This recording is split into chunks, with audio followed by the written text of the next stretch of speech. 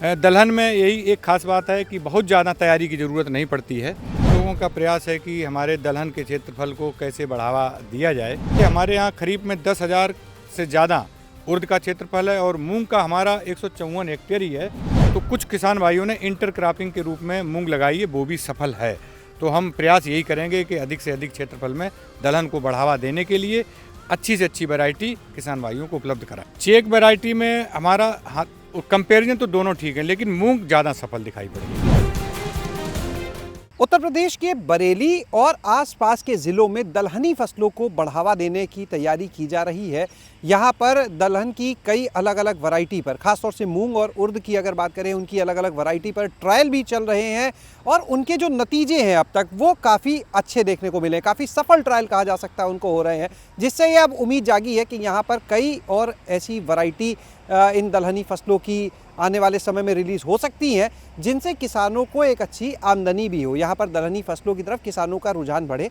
बहरहाल इस समय हम मौजूद हैं कृषि विभाग के ही एक फार्म पर, बरेली में है, बिलवा में है, जहाँ पर आप देख सकते हैं हमारे पीछे जो फसलें लगी हुई हैं, यहाँ पर मूंग है, उर्द है और अभी उनके जो ट्रायल थे, जो सामने आई है क्रॉप, उसकी तुड़ाई हो रही है आगे जांच के लिए। तो चलिए अब हम बातचीत करते हैं सीधे जो यहाँ के डीडी एग्रीकल्चर हैं अभिनंदन सिंह जी, उनसे, और जानते हैं इन सब चीज़ों के बारे में। अभिनंदन जी, बहुत बहुत स्वागत आज आपका हमारे साथ गांव जंक्शन पे। जी, ये राजकीय प्रक्षेत्र एवं शोध फार्म है।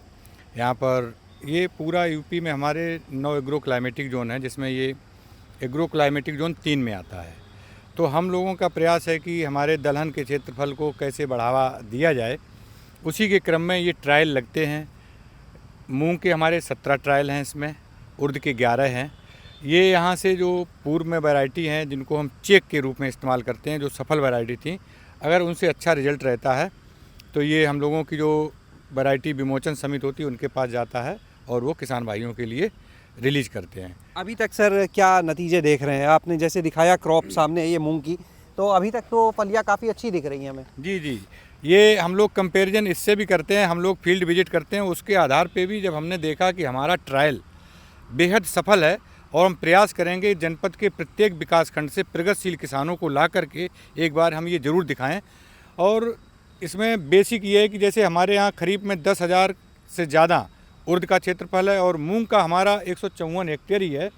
तो हम चाहेंगे 154 हेक्टेयर मूंग का, और कुल कृषि क्षेत्रफल कितना बरेली? लगभग 3 लाख हेक्टेयर है। 3 लाख हेक्टेयर क्षेत्रफल में सिर्फ 154 हेक्टेयर मूंग दाल? बिल्कुल। तो कुछ भी नहीं है देखा जाए। तो बहुत कम है। तो हमारी और सरकार की मंशा यही है कि अधिक से अधिक क्षेत्रफल में, जैसे मार्च से लेकर जून तक खेत खाली रहते हैं, मूंग ये मार्च से जून का ही है, ये हम इसको बढ़ाएं और किसानों को बीज दें। इसके लिए सरकार निःशुल्क मिनी किट भी देती है। इस बार लगभग 150 कुंटल उर्द मूंग के बीज निःशुल्क बांटे भी जाएंगे। दूसरा, किसान भाइयों का यहाँ क्षेत्रफल लगभग 1,30,000 हेक्टेयर गन्ने का है, वो भी फरवरी मार्च में लगता है। तो कुछ किसान भाइयों ने इंटर क्रॉपिंग के रूप में मूंग लगाई है, वो भी सफल है। तो हम प्रयास यही करेंगे कि अधिक से अधिक क्षेत्रफल में दलहन को बढ़ावा देने के लिए अच्छी से अच्छी वैरायटी किसान भाइयों को उपलब्ध कराएं। इसमें इंटर क्रॉपिंग में इन दालों को लिया जा सकता है? बिल्कुल। उर्द मूंग को जायद में बहुत, और ये सफल प्रैक्टिकल भी है, हम लोग देख के भी आए हैं। अलग अलग भुता है और इधर आपका आमला में रामनगर है, तो उन किसान भाइयों ने अच्छा किया भी है। तो हम प्रयास करते हैं कि उसको बढ़ाने का ही उद्देश्य रहेगा और एक अतिरिक्त फसल भी मिलेगी, वो भी आय का अच्छा साधन बनेगा। अभी तक सर क्यों नहीं किसान इस इन फसलों की तरफ जा रहा है, जब इतने फ़ायदे आपने गिना दिए? मिट्टी के लिए भी दलहनी फसलें जो हैं ज़मीन के लिए भी काफ़ी अच्छी होती हैं। दरअसल क्या है कि धीरे धीरे पहले यही सब चीज़ें होती थी, कॉमर्शियल क्रॉप्स की तरफ किसान भाई बढ़ गए। धान ले लिया कॉमर्शियल में, गन्ना उगाया, तो जो जागरूकता, जो चीज़ें हमारी पीछे छूट गई, तो हम पुनः उसको प्रसार के माध्यम से लाएंगे और बढ़ाएंगे। जो चीज़ समय के साथ छूटती जाती है।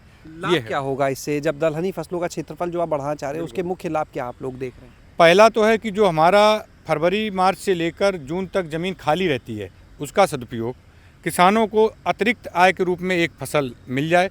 तीसरा, दलहन के क्षेत्र में वो आत्मनिर्भर हो, खरीद करके ना खाए। अभी तक सर यहाँ पर आता है 17 वैरायटी हैं जो मूंग की यहाँ पे आप देख रहे हैं, उड़द और 11 है उर्द की। तो उर्द और मूंग में ज़्यादा सफल ट्रायल आप अभी किसके देख पा रहे हैं, जब आप चेक वैरायटी से इसे देखते हैं? चेक वैरायटी में हमारा कंपैरिजन तो दोनों ठीक है, लेकिन मूंग ज़्यादा सफल दिखाई पड़ रही है। इस क्षेत्र में मूंग ज़्यादा बिल्कुल, सफल दिख रही है। क्लाइमेटिक कंडीशन है उस हिसाब से, जैसे हमारे फार्म पे इतना सफल है, आम किसान का जो हम देख कर आए हैं उससे लगभग 1.5 गुना फलियाँ ज़्यादा हैं। और टाइमली जो हम लोगों ने सोइंग की, बेसिक कॉन्सेप्ट खेती किसानी का यही है कि हम बुवाई समय से करें। बुवाई समय का ही परिणाम ये है कि समय से सारी फलियाँ आई हैं। और जो मूंग का एक रहता है सेटरिंग का ही, कि कुछ फलियाँ पहले पकती हैं, उसी की ये तुड़ाई होती है। तो आपने जो समय की बात की, तो अब समय भी एक बार किसान भाइयों को जो आपको सुन रहे हैं जी। ज़रूर समझाएं कि ये वैरायटी तो आने वाले दिनों में मिलेंगी, लेकिन अभी जो मौजूदा वैरायटी है जो यहाँ पर किसान कर रहे हैं, क्या उसका सोइंग का समय हो सकता है, कब किसान उसे लगा सकते हैं, क्या प्रक्रिया होगी खेत तैयार करना, इसके बारे में बताएं। इसमें यह है कि जो हमारा जायद की लगती है उसका फरवरी मार्च है। आप प्रत्येक दशा में लगा दें। अगर गन्ने के साथ इंटरक्रॉपिंग करते हैं तो भी, उसमें अगर गन्ने के साथ हैं तो रिज में करें, मेड़ पे, क्योंकि दोनों की उर्वरक और पानी की क्षमता अलग अलग चाहत की होती है। तो मेड़ करेंगे तो वहाँ सफल हैं उर्द मूंग। और इस समय 20 जून के बाद बड़े आराम से लगा सकते हैं। अच्छे प्रमाणित बीज लें। राजकीय बीज भंडार हमारे 15 ब्लॉक में सभी में आएगा और आ भी गया है, वहाँ से आप प्राप्त कर सकते हैं किसान भाइयों। 20 जून से कब तक समय सही रहता है इसके लिए? 20 जून से आप प्रत्येक दशा में 10 जुलाई तक बुवाई कर दें दलहन की। खेत के लिए क्या खास तैयारी करनी होती है इसे लेके? दलहन में यही एक खास बात है कि बहुत ज़्यादा तैयारी की ज़रूरत नहीं पड़ती है। अच्छे से 2 जुताई कर दें। एक अगर आपका हैरो है तो उससे जुताई कर दें, 2 कल्टीवेटर की जुताई कर दें। अगर आपके यहाँ जलभराव की समस्या रहती है तो आप थोड़ा रिज में, मेड़ पे भी आप उगा सकते हैं। उसमें ये होगा कि अगर ज़्यादा पानी बरस गया है तो भरेगा नहीं, आप ड्रेनेज भी अच्छे से कर सकते हैं। कुल 17 वैरायटी ऐसे मूंग हैं या 11 उर्द हैं, इनमें सारी सफल हैं या कुछ इन 17 में सफल हैं जिनके अच्छे परिणाम? इनमें कुछ में ही जो कंपैरिजन करते हैं ना, वैसे तो ठीक है, लेकिन जो चेक वैरायटी लगाते हैं उसके कंपैरिजन में 5-6 अलग अलग साल में होता है। जैसे मान लो 17 लगाई, हो सकता है कि चेक के रूप में पूरा स्टेट का जो एवरेज आए उसमें 11 का ही हो, फिर दूसरे वर्ष 5 का ही रह जाए। इस प्रकार से होता है। वो स्टेट रिलीज कमेटी रहती है वैरायटी की, उसका डिसीजन होता है। अभी आप लोग क्या अनुभव अपना यहाँ कर रहे हैं? जिस तरह से यहाँ पे फसल आई हुई है, आप लोग तुड़ाई भी करवा रहे हैं बिल्कुल, बिल्कुल। दिखवाने के लिए, परीक्षण के लिए, तो अभी तक आपका क्या अनुमान है 17 में कितनी वैरायटी है जो यहाँ के लिए आपको अनुकूल दिख रही है, इस यहाँ के वातावरण को जी देखकर? जी, जो ट्रायल का हमने परीक्षण किया है तो 17 में 11 तो परफेक्ट हैं, मोर देन। बाकी कुछ वैरायटियाँ ऐसी हैं जिनमें चेक वैरायटी अच्छी है। चेक अच्छी है। और इसी तरह से उर्द में बात करें तो कितनी अच्छी? उर्द में 11 हैं, तो उसका जो देखा 6 बेहतरीन है, जो देखने में ही लग रहा है कि ये सफल हो जाएंगे। सफल हो जाएंगे। बिल्कुल। तो यहाँ पर सर ये जितनी भी वैरायटी आप लोग अभी देख रहे हैं, इसके बाद ये जाएगी जांच के बाद, हाँ, ये फिर जो- फाइनल रिलीज? जी, जैसे हम लोगों को जो बीज स्ट्रेन के लिए मिलता है, IIPR कानपुर है, IARI से, वहीं से हमको न्यूक्लियर सीड उपलब्ध कराया जाता है। उसी के आधार पर हम स्ट्रेन लगाते हैं, वापस रिजल्ट उन्हीं को 3 साल के भेजते हैं। वो डिसीजन उनका रहता है कि ये वैरायटी अब रिलीज की जानी चाहिए या नहीं की जानी चाहिए। किसान भाइयों को अभी आप और क्या सुझाव देंगे जो मौजूदा वैरायटी है उनको लेकर?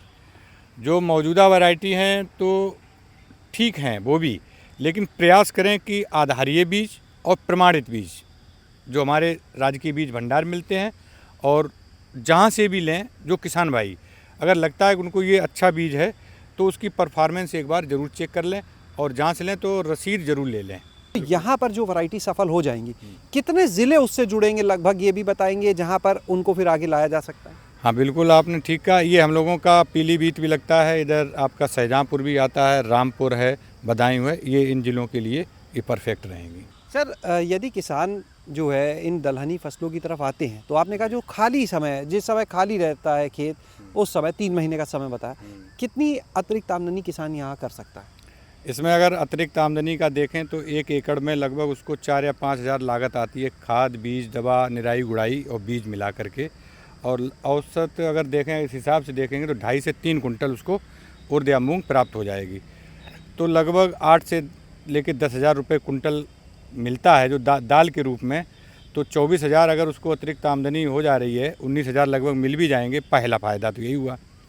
दूसरा अगर देखेंगे तो जीवांश कार्बन की भी वृद्धि होती। फलियाँ आपने तोड़ ली और इसी को इसमें आपने हैरो या कल्टीवेटर से मिला दिया तो जीवांश कार्बन बढ़ेगा और नाइट्रोजन भी फिक्स करती हैं दलहनी फसलें। मिट्टी में सुधार भी होगा इससे। आपकी जो ऊसर बनने से बचाव जो बीच में खाली रहता है वो भी सुधार रहेगा। बहुत बहुत शुक्रिया सर, ये महत्वपूर्ण जानकारी आज यहाँ पर हम लोग को देने के लिए, किसान भाइयों तक पहुँचाने के लिए। तो आज आपने जाना कि आने वाले कुछ समय में कई ऐसी प्रजातियाँ हो सकती हैं मूंग की, उर्द की, जो किसान भाइयों तक पहुँच पाएँ। शैलेश अरोरा, गाँव जंक्शन। गांव जंक्शन को सभी सोशल मीडिया प्लेटफॉर्म्स पर फॉलो करें। व्हाट्सएप चैनल और जीमेल आईडी पर भी संपर्क साध सकते हैं।